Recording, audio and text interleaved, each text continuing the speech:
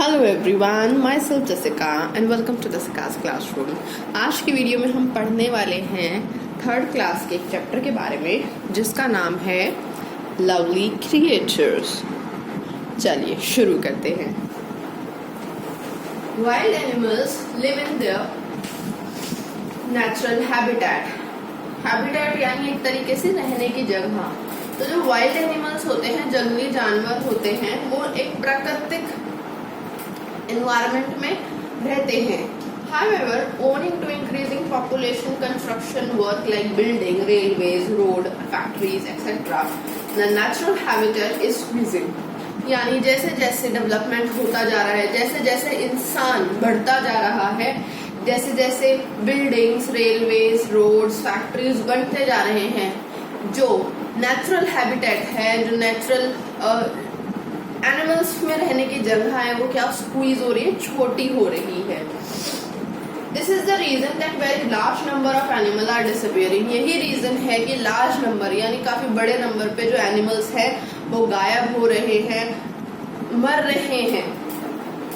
This is also reason we can sight wild animals town city. और इसी वजह से हम बहुत बार क्या देखते हैं, वीडियोस में भी, सोशल मीडिया पे भी हमें देखने को मिलता है कि जो लायंस है, एलिफेंट है, जो वाइल्ड एनिमल्स हैं, वो क्या होते हैं, वो सिटीज में आ रहे हैं, जहाँ पे लोग रह रहे हैं वहां आ रहे हैं। Remember, without these animal our world look lifeless and colourless. देखिए, इतने सारे जो एनिमल्स आपको दिए गए हैं, उनके बिना जो हमारा वर्ल्ड है, हमारा संसार है, वो कैसा लगेगा, लाइफलेस लगेगा, बिना जीवन के लगेगा और बिना कलर के लगेगा। यानी यही जो है वो जान भर रहे हैं हमारे पृथ्वी में।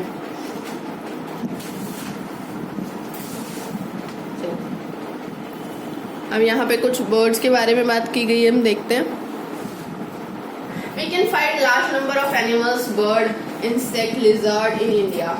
They are make fascinating world. They make our world colorful and lively. Let us know about two lively creatures, the tailor bird. अब हम बात करेंगे टेलर बर्ड के बारे में। A tailor bird is a small bird. Tailor bird small यानी छोटी bird होता है, छोटा पक्षी होता है। It has green और grey upper part and yellow and white grey under part. ये कौन से कलर का होता है, ग्रीन और ग्रे होता है इसका अपर पार्ट, और येलो और व्हाइट कलर का होता है इसका under part. The often has chestnut color on the head। और जो चेस्टनट का कलर होता है उनका सर का कलर होता है। Its wings are short and rounded। इनके जो पंख होते हैं वो छोटे होते हैं, राउंडेड यानी गोलाकार होते हैं। It has short tail and strong legs। छोटी सी पूंछ तरीके टाइप होती है, और दूसरा क्या होता है इनका, इनके जो लेग होते हैं, पैर होते हैं, बहुत स्ट्रॉन्ग होते हैं। Bills is strong curve। Its tail typically held upright। ऊपर की तरफ होती है इनकी tell. The tailor bird got its name from the way it make the nest। इनको टेलर बर्ड इसलिए कहा जाता है क्योंकि ये अपना नेस्ट यानी अपना जो घोंसला है वो इसी तरीके से बनाते हैं। Stitches together two leaf or two edge of the same leaf to make pouch। अब ये देखिए, आपको दिख रहा होगा यहाँ पे क्या इन्होंने सिल दिया, या फिर ये दो पत्तियों को या फिर दो पत्तियों के एंड को क्या करते हैं, स्टिच कर देते हैं, सिल देते हैं, और एक पाउच तरीके का एक पाउच बना देते हैं। It uses bill as a needle and plant of leaf down the thread। It's first poke in a hole of leaf with the bill and pushes the thread through it। Then it make a hole in another then edge। ये क्या करते हैं, पहले छेद करते हैं, फिर एक थ्रेड डालते हैं, फिर छेद करते हैं। जैसे हम नॉर्मली एक ह्यूमन बीइंग जैसे सिलाई करता है, वैसे यही सिलाई करते हैं। It lays egg within। उसके अंदर क्या करते हैं, वो अंडे देते हैं अपने। When nestling emerge, जैसे ही वो छोटे बच्चे आते हैं अंडों से बाहर, वो उनके लिए खाना लाते हैं, पानी लाते हैं।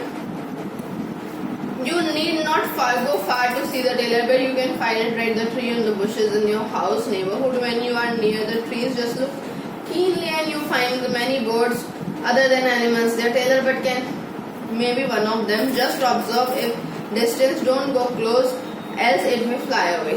देखिए, ये बोल रहे हैं जो टेलर बर्ड है वो इसी वजह से टेलर बर्ड बोली जाती है क्योंकि वो अपना जो घोंसला है वो बहुत अच्छे से सिलती है और बनाती है, इस वजह से इसको टेलर बर्ड कहा जाता है।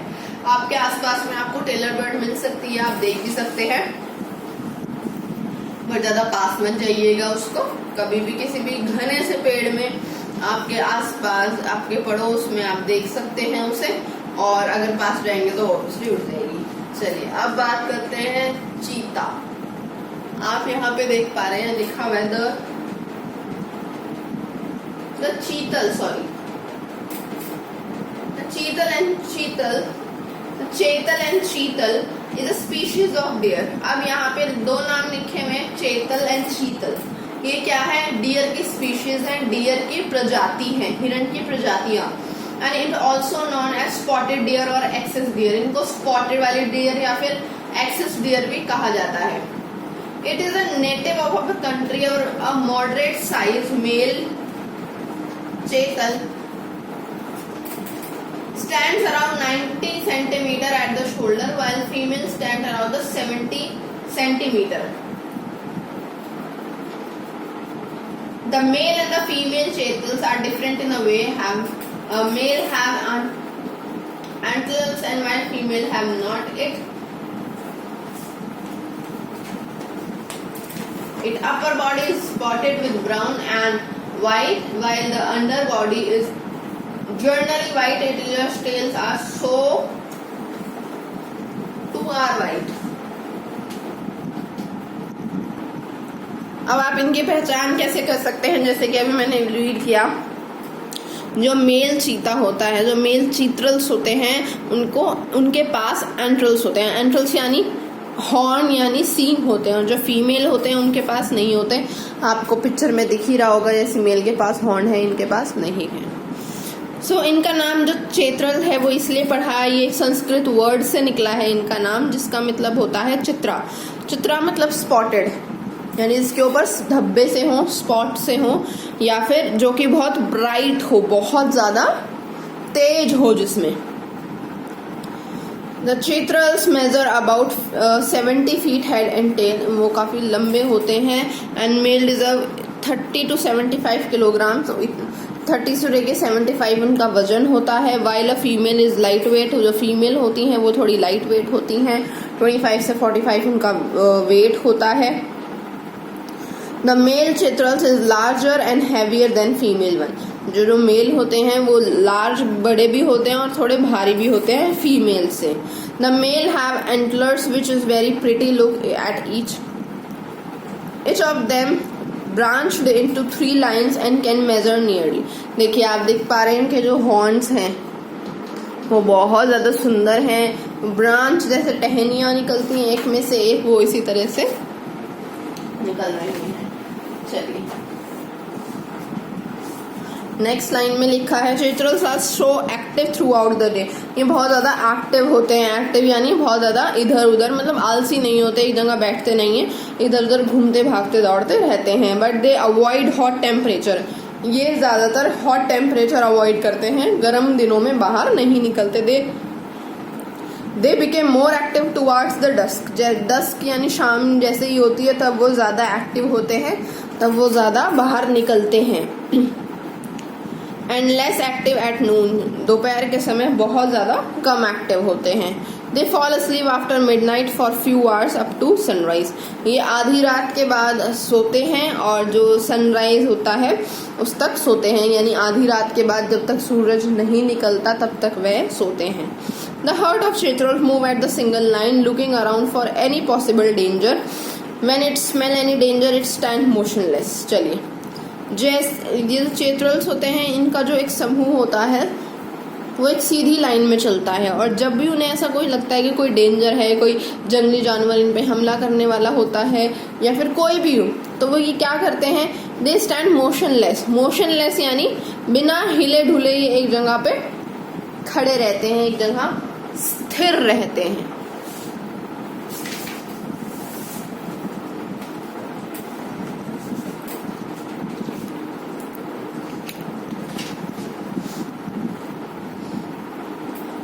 चलिए आगे लिखा गया है it fleas in group and can also hidden in bushes. ये बुशेस में भी क्या करते हैं? छुपते हैं अपनी जान बचाने के लिए।